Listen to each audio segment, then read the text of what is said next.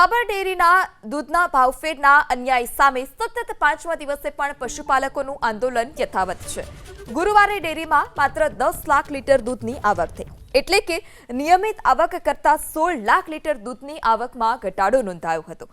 પશુપાલકો છેલ્લા 3 દિવસથી સાબર ડેરી જતા 17 ટેન્કરને રોકી દૂધ રસ્તા પર ઢોળી તેઓએ રોષ વ્યક્ત કર્યો।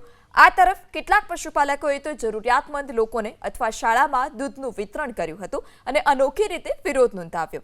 ભાવફેરમાં અન્યાય સામે પશુપાલકોનો રોષ બાયડથી પોશીના સુધીના પટ્ટામાં જોવા મળી રહ્યો છે। જ્યાં સુધી ન્યાય નહીં મળે ત્યાં સુધી પશુપાલકોએ સાબર ડેરીમાં દૂધ ન ભરવાનો સંકલ્પ કર્યો છે। ત્યારે જિલ્લાના શીત કેન્દ્રો પર ટેન્કરોની અવરજવરમાં પણ ઘટાડો જોવા મળ્યો। આ સાથે જ સાબર ડેરી પર અનેક પ્રકારના સંકટ ઊભા થયા છે।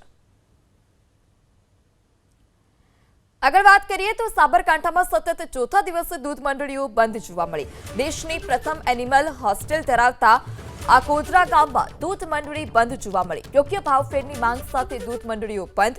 પશુપાલકો સામે થયેલા કેસ પરત ન ખેંચાય ત્યાં સુધી દૂધ મંડળી બંધ રહેશે તે પ્રકારની પણ તેઓએ ચીમકી ઉચ્ચારી છે।